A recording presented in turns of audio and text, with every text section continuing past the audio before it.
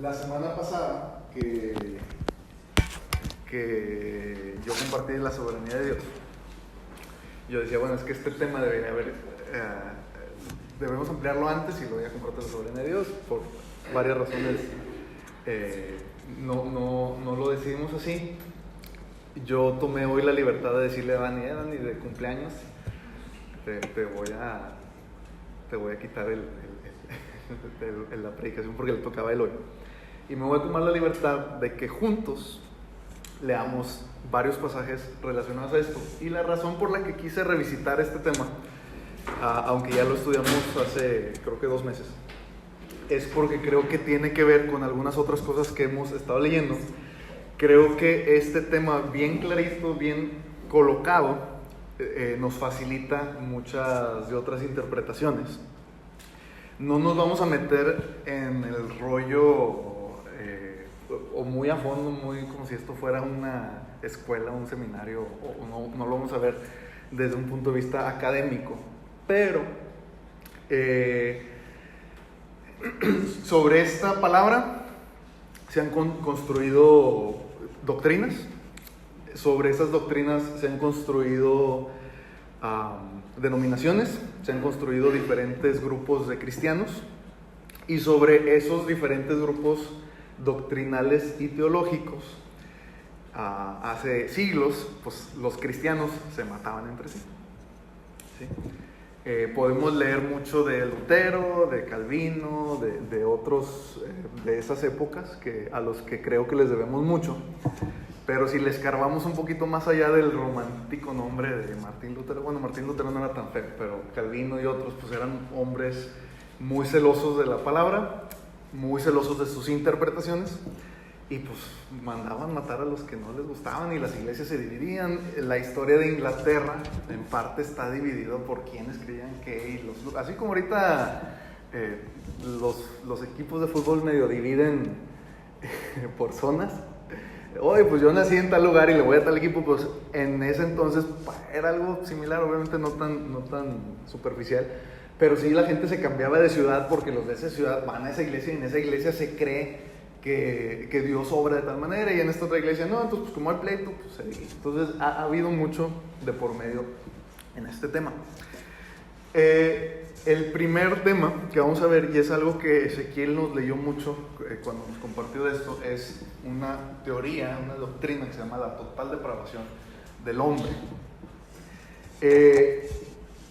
Gran parte de esto, y no voy a pasar mucho tiempo aquí, pero está en Romanos 3. Con nosotros, cuando queremos recordarnos a nosotros mismos que somos pecadores, vamos a Romanos 3 y vamos a ver qué nos dice Romanos 3 de mi estado como hombre. Vamos a leer qué nos dice Pablo acerca de que si yo puedo buscar a Dios o no puedo buscar a Dios, o que si yo tengo algo bueno en mí que Dios quiera salvar, o que si mis obras buenas impresionan a Dios y demás. Y creo que no tenemos que ir corriendo a leer todo Romanos 2 y 3 para que nuestra cabeza haga un eco de decir no hay justo, no hay quien busque a Dios, no hay uno bueno, ¿sí? Todos se desviaron.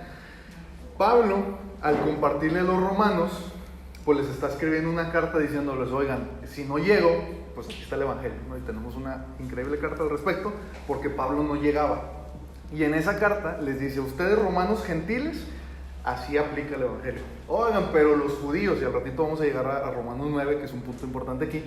Los judíos, decían los romanos, ¿qué aplica con ellos? Bueno, entonces aplica de esta otra manera. Oye, pero la circuncisión, bueno, la circuncisión aplica de esta otra manera. Pero el parteaguas de todo, o el piso parejo que todos tenemos, es algo que los calvinistas, en sus 5 puntos del calvinismo, le llaman la total depravación del hombre. Esa es una doctrina en la que creo que todos debemos o podemos estar de acuerdo, ¿sí? No hay nada igual. No hay una sola cosa que en mí valga. Podemos ir a los profetas, podemos ir a la ley, podemos ir al evangelio, y constantemente vamos a encontrar que nuestras buenas obras para Dios son, ¿qué dicen los profetas? Como trapos de inmundicia. Y lo que ustedes creen que funciona, que logra, que ayuda, que aporta, no lleva nada. ¿sí? No solo no lleva nada, no solo es pues ahí medio neutral, es malo, ¿sí? Podemos ir a Salomón, oye Salomón, ¿cómo es mi corazón? Oye David, oye, le preguntemos a quien le preguntemos, partimos de esto. Sin entrar mucho detalle, sin meternos a interpretar la Biblia, voy a hacer un paréntesis, perdón. Cuando les decía que no vamos a entrar al punto doctrinal, académico de las cosas, entre más se leen libros o podamos leer libros, por decir, de teología básica, por ejemplo, los que usan en los seminarios. Igual seminario fulana iglesia o de fulana denominación. Pues hay diferentes seminarios en la actualidad, ¿no? En Estados Unidos hay varios, en el sur de México hay otros y demás. Y los puntos de división de temas teológicos como este y de otros, cuando le vamos escarbando y escarbando, y por qué piensas esto y por qué piensas lo otro, llegamos, creo yo, puede ser una opinión personal, pero llegamos al punto básico de la diferencia, siempre tiene que ver con cómo estamos dispuestos a interpretar la Biblia. Entonces, los libros, el A, B y C de alguien que va a un seminario, yo no he ido, no sé, pero vamos a verlo así, parte de cómo vamos a interpretar la Biblia. Oye, ¿vamos a ser literales en lo que dice, lo que la Biblia dice es?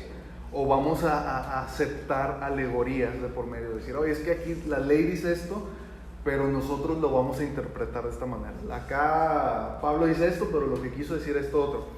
Y algo que muchos teólogos han escrito al respecto es que si abrimos esa puerta, si abrimos la puerta de decir, oye, pues es que se vale un poquito de interpretación a temas literales, pues entonces se comienza a hacer un camino un poquito riesgoso de decir, oye, pues mi imaginación es el límite. Yo aquí permití tantita interpretación humana, aquí permití tantita alegoría donde parece que no era. Entonces, ese camino que puede ser muy útil, y creo que la Biblia misma interpreta alegorías, parábolas y demás, lo permite, nos lleva en un camino muy riesgoso donde luego ya todo tiene que ser interpretado para que se acomode.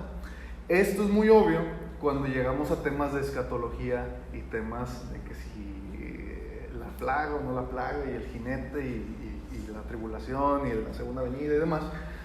Porque ¿qué pasa? Y es un poquito obvio ya que vemos el panorama completo.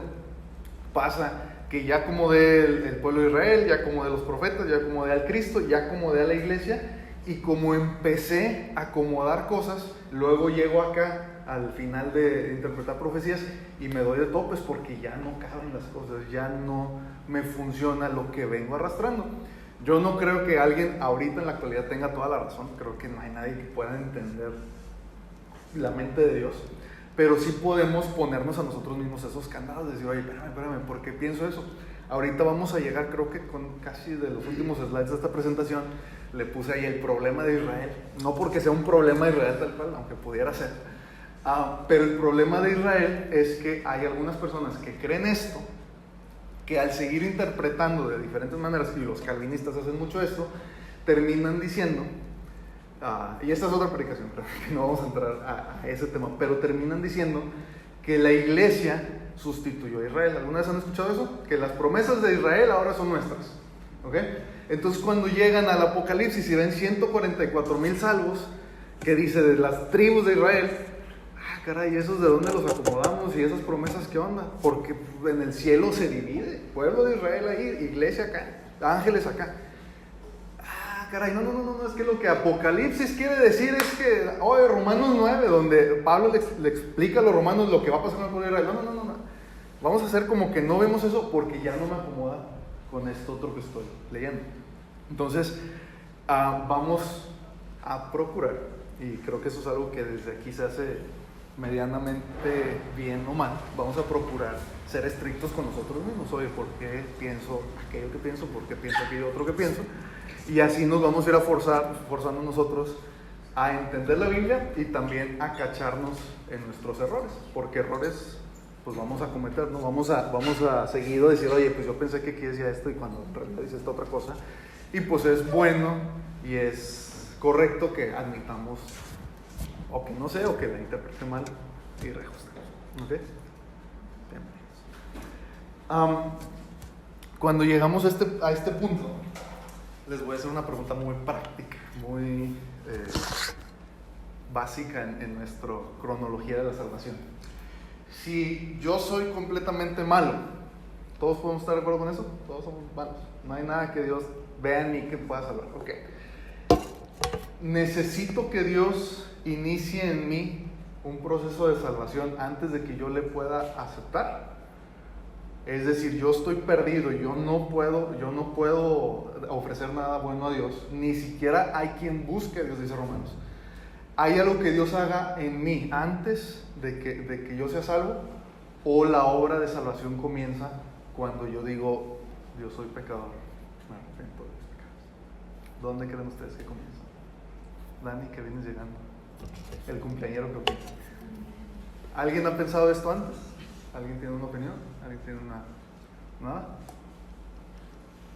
Porque hemos creído para salvación. Hemos creído para salvación. Entonces creemos y luego empieza Dios a obrar. ¿Estamos de acuerdo? O estoy tan mal, tan muerto, dice Jesús a Nicodemo, es que necesitas nacer de nuevo. Oigan, ¿aquí alguien hizo algo para nacer? Hizo nada para nacer, entonces, pues para nacer de nuevo, ¿qué hicimos? Creemos. Oye, pero el bebé en la panza de su mamá, ¿cree que va a nacer o ahí nomás, esperando nacer? Dijo, hoy nazco. Yo me acuerdo, historia personal, yo me acuerdo de un guachichil, que alguien se paró a dar una predicación más o menos de esto y los cabecillas de los equipos, de medios grillos, lo cacharon, ¿no? en la escala de grises y le empezaron a decir, oye, pero entonces la santificación, y era el tema de la santificación, ¿la santificación empieza antes o después de la salvación? No, empieza después. Oye, pero toda tu predicación, todo lo que leíste, dice que empieza antes. Todo lo que nos dijiste acerca de cómo usamos algo, etc. No, chavos, cállense. No, ¿cuál cállense? Que no sé qué. Oye, queremos una junta con fulano predicador hoy en la noche. Y pues se hizo ahí un poquito de revuelo. Me acuerdo que al fin, el último día, oye, que las preguntas y respuestas y demás, y pues todos dijeron, vamos a ponerle esa pregunta 20 veces para que lo tengan que contestar. ¿Por qué? Porque no encaja. Si yo empiezo a creer algo y luego digo otra cosa, ya choqué. Y eso puede que nos pase hoy. Vamos a evitar que nos pase. Creemos, y lo vimos el domingo pasado, así como estaba el ejemplo de Hechos, creo que es 27, cuando está el barco naufragando, y se acuerdan de ese ejemplo, que está naufragando, y Dios le dice a Pablo, le dice, oye, nadie se va a perder. Nadie de este barco va a morir, puedes estar seguro de eso.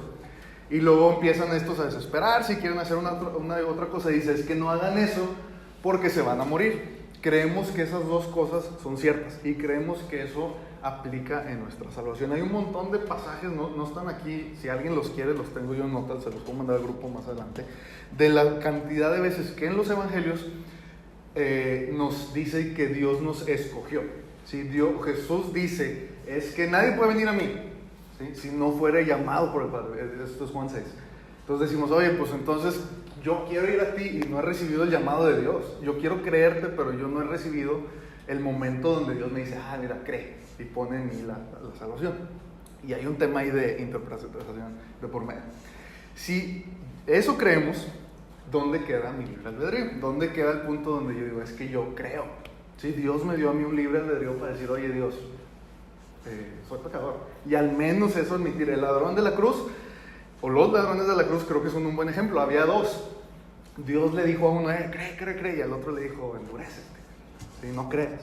Pues tenían ellos los mismos factos, tenían las mismas situaciones, estaban literal igual, y uno aceptó y admitió lo que tenía al lado, lo declaró, y el otro no. Y a ese ladrón nadie le dijo, oye, espera, ¿tú qué creías de la predestinación? ¿Tú qué creías de la elección? ¿Qué creías de la presencia de Dios? ¿Dios sabía que estando en la cruz ibas a creer, sí o no? Pues no, él creyó. Y tenemos algo que se llama libre albedrío de por medio, que tenemos que interpretar. Este texto se los voy a leer, es de C.S. Lewis, se los he mencionado muy seguido aquí. Y una de las cosas que tenemos que interpretar, y ahorita vamos a ir ahí, es la presencia de Dios. El hecho de que Dios sabe y si Dios escogió o no. Ahorita vamos a ir a Romanos 8 y eso nos va a ayudar un poquito a darle orden a los temas. Déjenme aquí pongo mis notas porque me agarré hablando sin poner mis notitas. Se los leo, dice, y Dios es eterno, no perpetuo, ¿sí? Es eterno. ¿Entendemos la diferencia entre estas dos cosas? Perpetuo tiene un inicio y podemos decir que está para siempre, pero empezó, ¿sí? Algo que es eterno no tiene inicio. Entonces dice, Dios es eterno, no perpetuo, ¿sí? Estrictamente hablando, nunca prevé algo. Él simplemente ve. Tu futuro es solo un área y solo para nosotros un área especial de su infinito ahora. Él ve, no recuerda tus actos de ayer porque el ayer todavía está ahí para Él. Él ve, no prevé tus actos de mañana porque Él ya está en el mañana. Así como un espectador humano, al observar mi acto presente, no infringe su libertad, así soy no obstante libre de actuar como quiera en el futuro porque Dios en ese futuro, su presente, me observa actuar. Dice Romanos 8, y si quieren vayan abriendo sus Biblias ahí. Vamos a estar leyendo un buen cacho del día de hoy.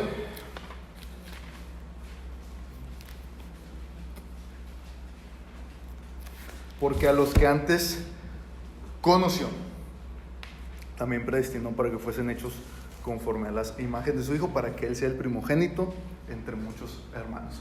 Y este es donde comienza, creo que parte de nuestro problema. Si me conoce, ¿sabe lo que va a pasar? Alguien aquí, cuando vio que pusimos este slide, dijo, ya sé lo que va a decir Ham. Ya sé por dónde se va a ir. Más o menos, es que ya sé lo que piensa. Si ustedes pueden hacer eso con su humilde servidor y los que nos paramos aquí, es que ya sé que se va a tardar mucho. No, es que no tarda mucho, pero es que cuando predicas se tarda mucho. Si podemos hacer eso con humanos que conocemos, nosotros siendo humanos, pues démosle tantito crédito a Dios, una de su omnisciencia. Pero creo que esto nos sirve para entender nuestra línea lineal de tiempo al acerca de que, oye, Dios sabía que todos se iban a salvar, sí. Pero el hecho de que Dios está en algo que se llama eternidad, que nosotros no, y conoce todas las cosas, y ve todas las cosas, y tiene un futuro que Él ya está viendo, y tiene un pasado que Él también está viendo, y nosotros estamos recorriendo esa línea de manera lineal, no infringe mi libre albedrío, ¿sí? A los que antes conoció, es que si Dios ya sabía, pues sí, Dios sabía que nos íbamos a salvar. Dios sabía que íbamos a estar aquí reunidos hoy leyendo esto. ¿Sí? Dios sabía que hoy iba a llover y que esta semana se nos iba a inundar Monterrey, y sabe que en un año tal vez nos corten el agua otra vez porque ya se acabó el agua. Dios sabe las cosas, pero el hecho de que sepa las cosas no infringe, y esta frase me gusta, la libertad que nosotros tenemos para actuar. Otra vez el ejemplo de que leímos la semana pasada, Pablo en ese barco. Todos se van a salvar, dijo Dios, pero si haces esto, tenían libertad de hacerlo, podían equivocarse, podían obrar de una u otra manera, que Dios sabía cómo iban a obrar, tiene consecuencias. Dios quiere que todos se salven, pero sabe quiénes se van a salvar y quiénes no se van a salvar. ¿Okay?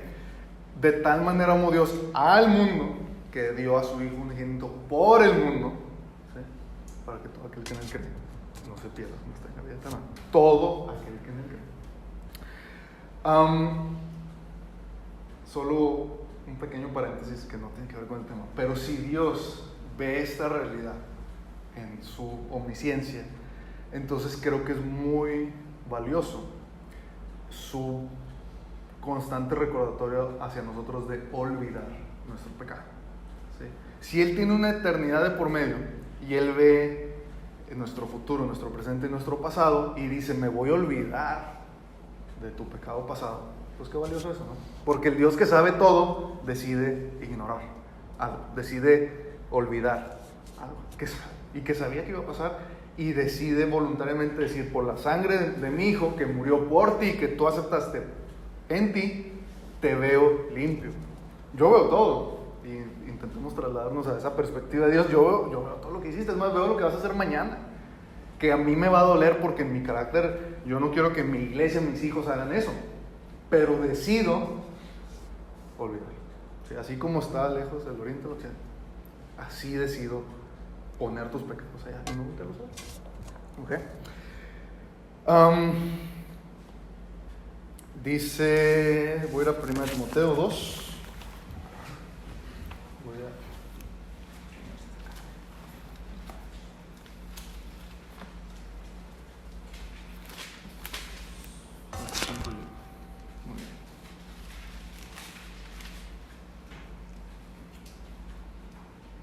Les leo desde el 3, porque esto es bueno y agradable delante de Dios nuestro Salvador, el cual quiere que todos los hombres sean salvos y vengan al conocimiento de la verdad, porque hay un solo Dios, un solo mediador entre Dios y los hombres, Jesucristo, hombre el cual se dio a sí mismo en rescate por todos, de lo cual se dio testimonio a su debido tiempo.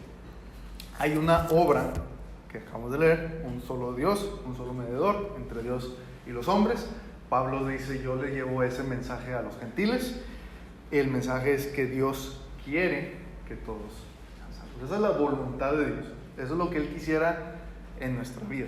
Que nosotros lo hagamos o no lo hagamos, depende un poquito más de nosotros. ¿Qué es la presencia de Dios? Este pasaje, la verdad es que a mí me abrió los ojos brutalmente cuando lo leí. Los dos son de Pedro. Uno está en 1 Pedro 1:19 y otro está en 2 Pedro 3:17. Si quieren, abran sus Biblias ahí.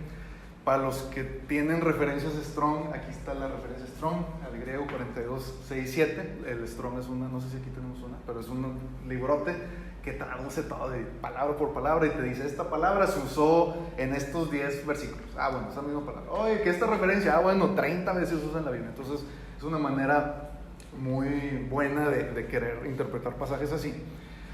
Y 1 Pedro 1:19 dice esto, dice, sino con la sangre preciosa de Cristo, como de un cordero sin mancha y sin contaminación, ya destinado desde antes de la fundación del mundo.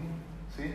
Eso es algo que Dios predestinó, así como predestinó unas cosas en nosotros, así predestinó que Cristo, como un cordero sin mancha, derramara su sangre. ¿Sí? Ya destinado desde antes de la fundación del mundo, pero manifestado en los posteriores tiempos por amor de vosotros. Es decir, ya había pasado, pero Dios dejó pasar un montón de años hasta que ustedes lo vieron, pero ya estaba destinado, y no solo desde antes de que naciéramos, desde antes de que si los fariseos, etcétera, desde antes de que hiciera el mundo. ¿Sí? Dios no había ordenado que sea la luz, no había dicho, que sea la luz, y la luz fue sin antes hacer esto. Si no había dicho, sepárense las aguas de las aguas, sin antes hacer esto. Cuando empezó a hacer esto ya había pasado.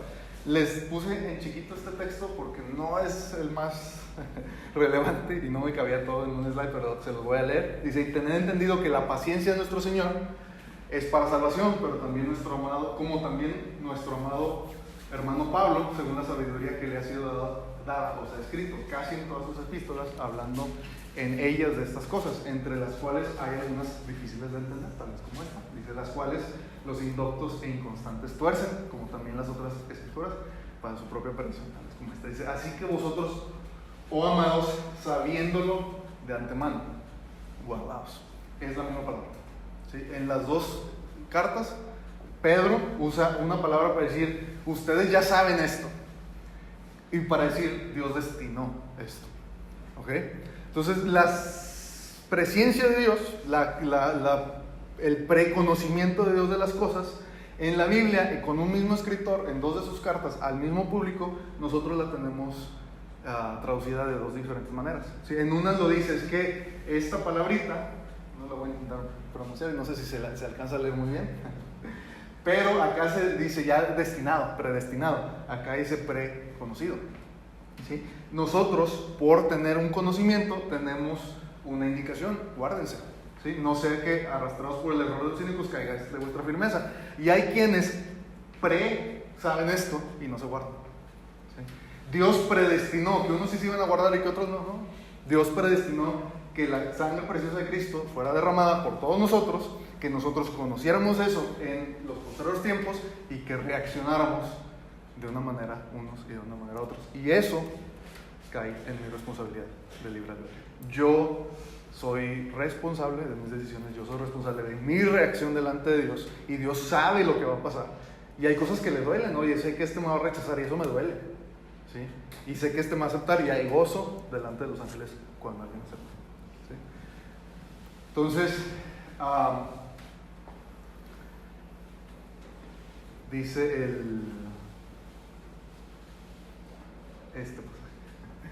¿Qué otras cosas destinó desde antes de la fundación del mundo? Oye, que el Satanás. Oye, que la manzana de la uva. Bueno, pues Dios sabía esas cosas, ¿sí? Y previendo esas cosas, destinó a su Hijo para morir por nosotros. En lugar de decir, oye, que Dios tan mal, que salva a unos y a otros no, y a unos condena al infierno, pues qué amor tan grande, ¿no? Que sabiendo estas cosas, predestinó a su Hijo para morir por nosotros, sabiendo que lo iban a rechazar, sabiendo que los que conocían no se iban a guardar. Qué amor tan grande que dijo, va.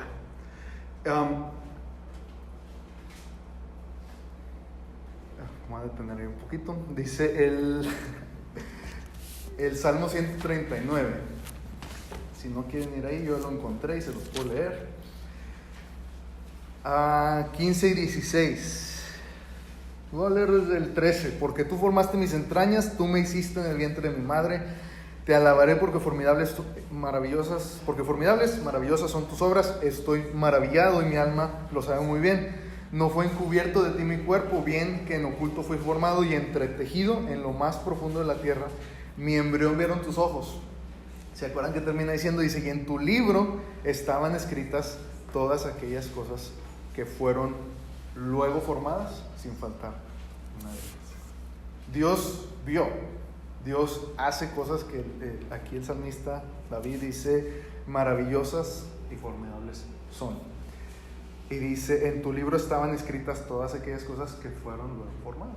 Sabían que esto se pusieron a pasar. Oye, es que Dios las escribió. Ves, Hamlet, te estás contradiciendo que sí escribe unas cosas y otras no.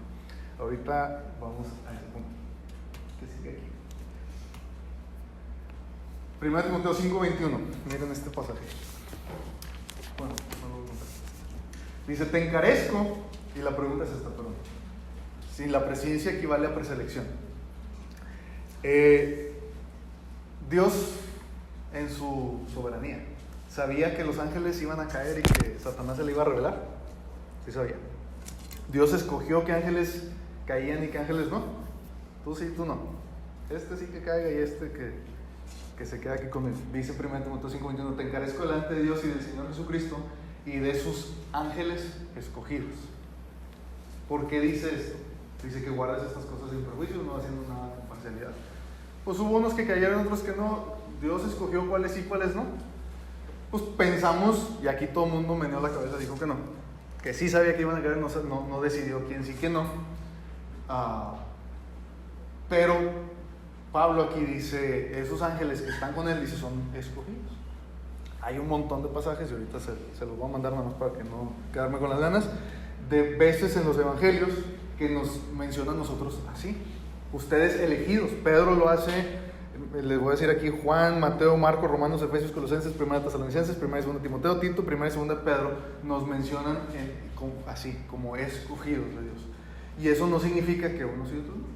Los ángeles cayeron y cayeron por su propia voluntad. Y hay unos ángeles ahorita que dice están guardados hasta el día de juicio y merecen juicio. ¿Por qué? Porque por su propia voluntad rechazaron a Dios. Y con esos ángeles en el día de juicio, otros tantos humanos van a pasar por el día del juicio. ¿Por qué? Porque rechazamos o rechazaron la obra de Dios. No equivale que Dios sepa a que Dios elija. Está este pasaje que podemos leer un poquito en Proverbios 16 y en Éxodo 9:16 acerca de lo que Romanos llama vasos de ira preparados para destrucción. ¿Ok? ¿Alguien se acuerda de qué habla ese pasaje? ¿Sí? Ya les puse una pista porque les puse Éxodo. Este pasaje, yo voy a ir a Éxodo 9, si quieren acompañarme ahí.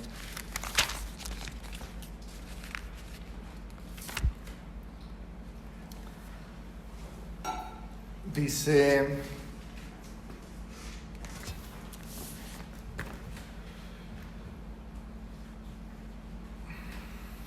Dice el 15. Porque ahora yo extenderé mi mano para herirte a ti y a tu pueblo de plaga y serás quitado de la tierra. Y a la verdad yo te he puesto para mostrar en ti mi poder y para que mi nombre sea anunciado en tu tierra. Está hablando al faraón que no quería dejar ir al pueblo de Egipto. Y podemos nosotros leer esto y decir, oye, pues pobre faraón, no tenía opción. Lean este pasaje con detenimiento y cuando lo hagan y lo hagamos, y lo podemos hacer aquí después, vamos a ver cómo Dios llega con faraón y qué le dice. Pues deja ir a mi pueblo. Y faraón dice no. Y a partir de que faraón dice no, Dios lo empieza a endurecer. Dios empieza a usar eso para, como leímos en el 16, que mi nombre sea anunciado en toda la tierra. Pero no lo hace hasta que faraón rechaza. ¿Sí? Va con él y le dice, oye faraón, pues qué onda. Y Moisés decía, no, estoy nervioso, yo no sé hablar en público, y tartamudea, y se me lengua la traba. No, hombre, tú ve y di esto. Y esa fue la primera oferta que faraón recibió, ¿sí? El aceptar el mensaje de Dios, y rechazó. Dice Proverbios 16:4. ¿Alguien tiene ahí Proverbios 16:4? ¿No? Lo encuentro. Todas las cosas Gracias. ha hecho Jehová para sí mismo y aún al impío para el día malo. Okay. Todas las cosas ha hecho Jehová, aún al impío, como a Judas. Judas estaba profetizado, ¿sí o no? Sí, estaba profetizado. ¿Y estaba profetizado que era él o que podía ser uno de los 12? ¿Qué piensas? Que podía ser uno de los 12. O que él desde que nació ya estaba condenado a irse a colgar porque los fariseos no lo quisieron recibir. Las profecías de Judas están en Salmo 41, Zacarías 11, Mateo 26 y Juan 13. Y las de los evangelios dice, uno de ustedes, ¿sí? Uno de ustedes me va a entregar, ¿sí? Uno de los que está aquí me va a entregar. De manera similar, Jesús predice su muerte. Es que es necesario que yo vaya allá para morir. Pero pensamos que la obra, y digo pensamos porque estoy siguiendo esta línea de pensamiento, ¿sí? Si alguien dice, es que yo no pienso eso, bueno, pues lo platicamos. Pero que la obra de Dios parte a raíz de mi respuesta como faraón. Oye, ¿vas a dejar ir a mi pueblo? No. Oye, déjalo ir. No. Bueno, entonces Dios empieza a usar eso para su obra. Lo estuvimos leyendo y perdónenme, pero en mi mente estoy haciendo como que referencia un poquito a lo que compartí el domingo pasado. Pero estamos aceptando que todas las cosas, buenas y malas, sí, me ayudan a mí a bien. ¿Sí? Entonces, el propósito de Dios no está en riesgo. Nos usa a nosotros y lo hace a través de mis decisiones, buenas o malas, para lograr lo que Él quiere. Oye, Judas. ¿Sí? Judas ya tenía ahí en su corazón, dice, tenía maldad. Y dio lugar al diablo a que se apoderara de él. Dice el Romanos 9, creo que es lo que sigue. Sí. Romanos 9, 17. Y nos vamos a quedar ahí un ratito.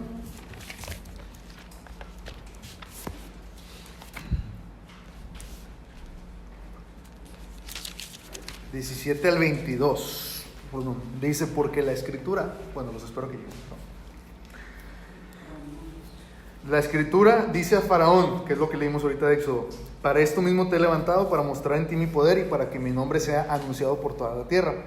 De manera que de quien quiere tiene misericordia y al que quiere endurecer, endurece. Pero me dirás, ¿por qué pues sin culpa? Porque ¿quién ha resistido a su voluntad?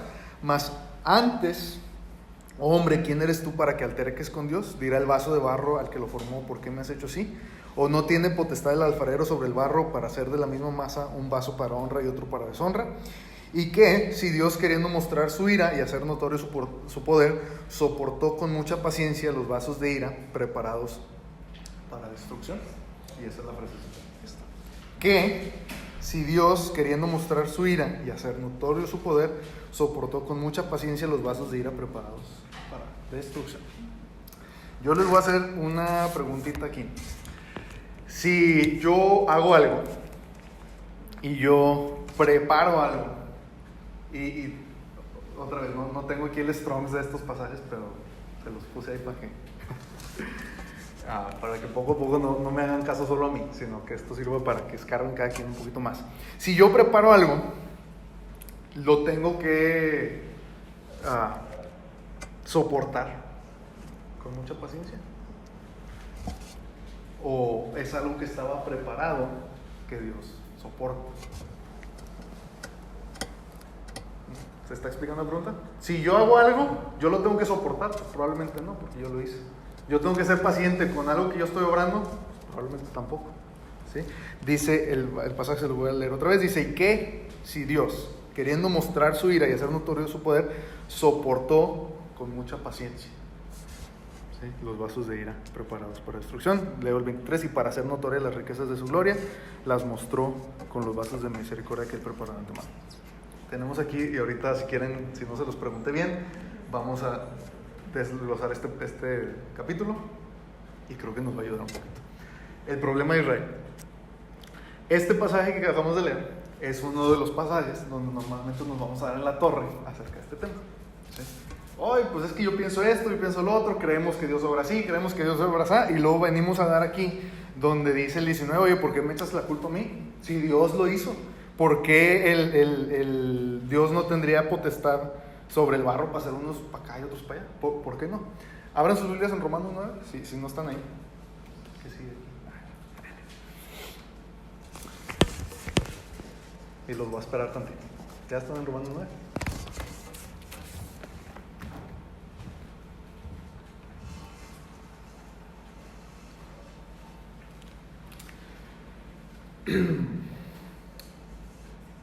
Versículo 3: porque deseara yo mismo ser anatema, separado de Cristo por amor a mis hermanos, los que son mis parientes según la carne, que son israelitas, de los cuales son la adopción, la gloria, el pacto, la promulgación de la ley, el culto y las promesas, de quienes son los patriarcas, y de los cuales según la carne vino Cristo, el cual es Dios sobre todas las cosas, bendito por los siglos. ¿Sí? Dice el 2: tengo, Pablo, gran tristeza y continuo dolor en mi corazón, porque no me es posible a mí mismo ponerme como anatema en lugar de ellos. ¿Sí? Yo quiero ser anatema, yo quiero quitarme esta tristeza, básicamente perdiéndome yo para que ellos se salven. ¿Sí? Y dice: Dios es sobre todas las cosas, incluida esta, de la cual empieza él a hablar. Dice el 6: no que la palabra de Dios haya fallado, porque no todos los que descienden de Israel son israelitas, ni por ser descendientes de Abraham son todos hijos, sino en Isaac te será llamada descendencia. Esto es, no los que son hijos según la carne son los hijos de Dios, sino los que son hijos según la promesa son contados como descendientes. Porque la palabra de la promesa es esta: por este tiempo vendré y Sara tendrá un hijo. Y no solo esto, sino también cuando Rebeca concibió de uno, de Isaac nuestro padre, pues no habían aún nacido, ni habían hecho aún ni bien ni mal, para que el propósito de Dios conforme a la elección permaneciese, no por las obras, sino por el que llama, se le dijo: el mayor servir al menor. Antes de que hicieran algo bien o algo mal, se les dijo esto. ¿Sí? ¿De quién está hablando? Del pueblo de Israel. Y tenemos aquí un problema cuando queremos aplicar pasajes como estos a la iglesia. ¿Sí? Cuando alguien viene y dice: es que las promesas de Israel aplican a la iglesia, se le llama así, la teología del reemplazo, o, aquí lo tengo anotado, supersesionismo. Y googleenlo, y hay un montón de cosas a favor y en contra, de decir: oye, es que todo esto que acabamos de leer, ves que aquí dice que los que son no todos los que descienden de Israel son israelitas, nosotros somos el Israel espiritual. Pues eso es una tontería. ¿Por qué? Vayan al 11 de Romanos.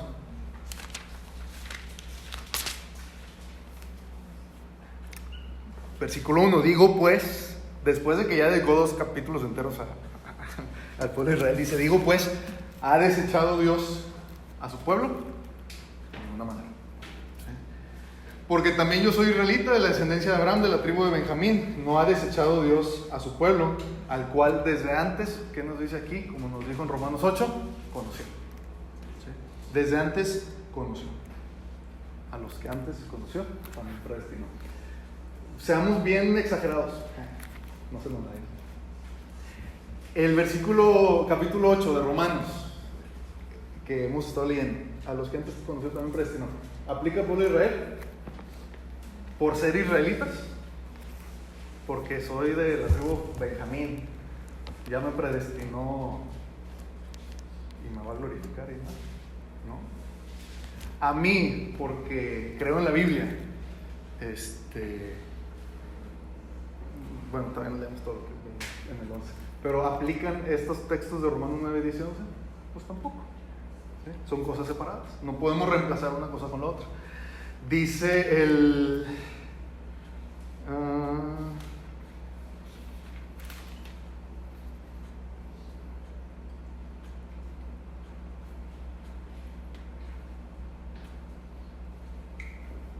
el 22 del mismo 11.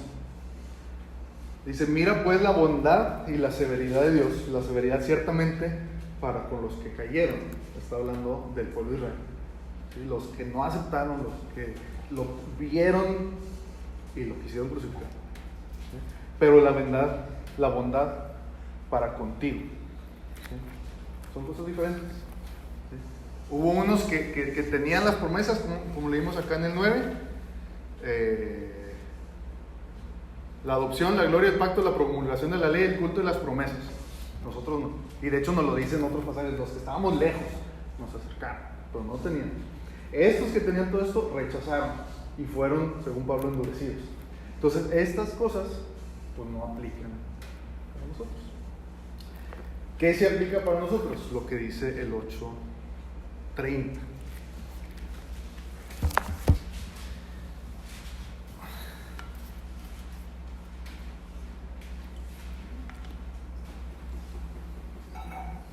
Que a los que predestinó, a estos llamó.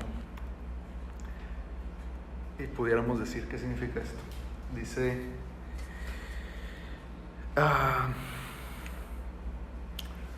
el 29, a los que predestinó para que fuesen, empecé en el 30, 29, porque a los que antes conoció también los predestinó para que fuesen hechos conformes a la imagen de su Hijo.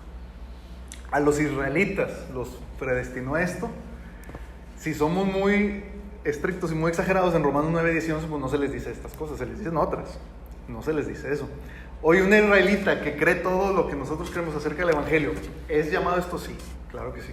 Pero por ser israelita, ¿está llamado a ser hecho conformes a la imagen de su Hijo? Pues no.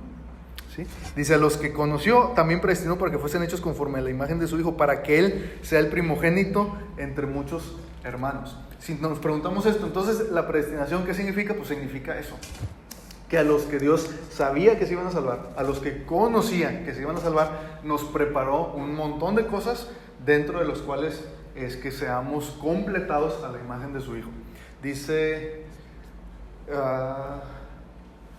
Romanos 8:20. Perdón, me estoy cuatropeando aquí. Efesios 1:5.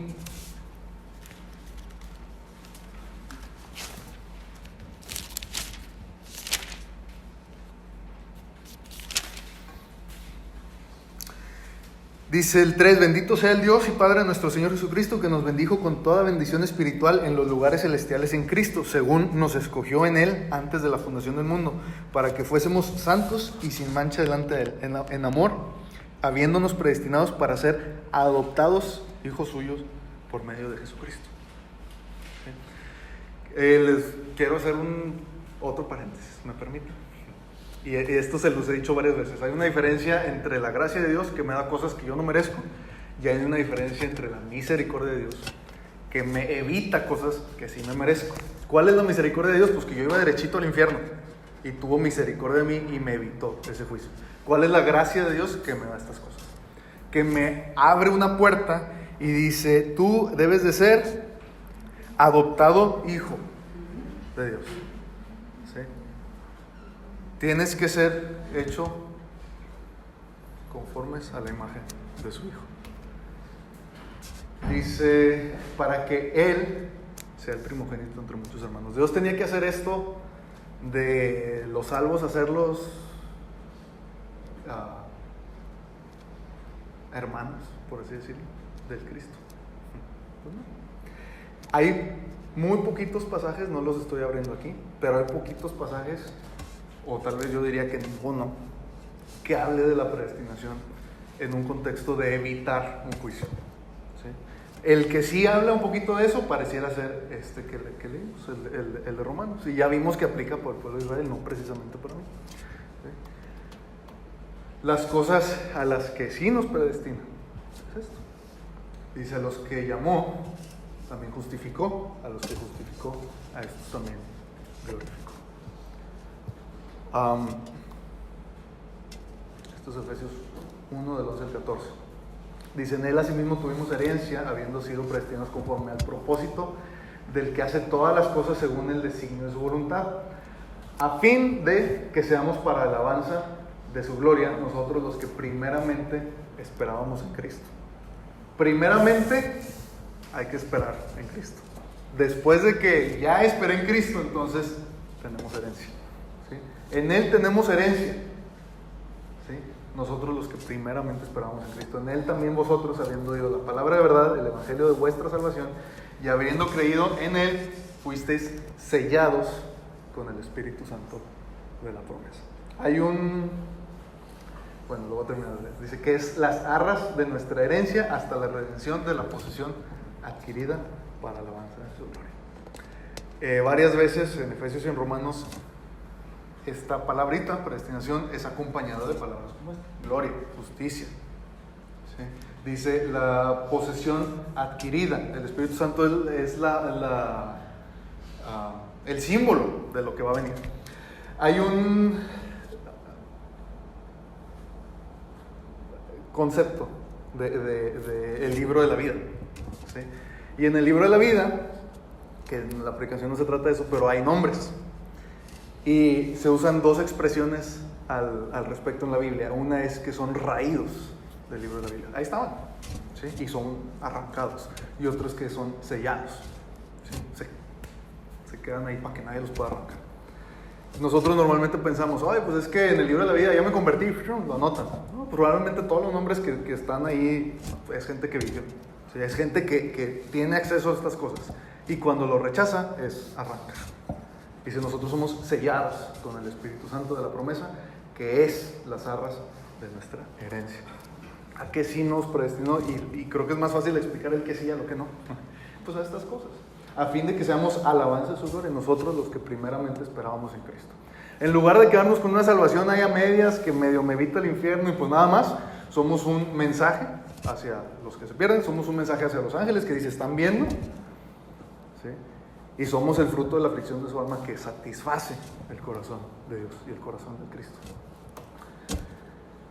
Dice: dándonos a conocer el misterio de su voluntad, según su beneplácito, el cual había propuesto en sí mismo de reunir todas las cosas en Cristo.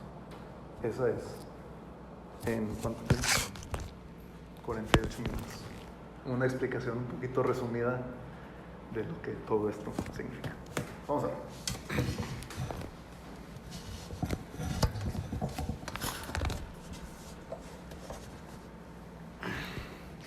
Gracias por tu plan perfecto y gracias por incluirnos en él. Gracias por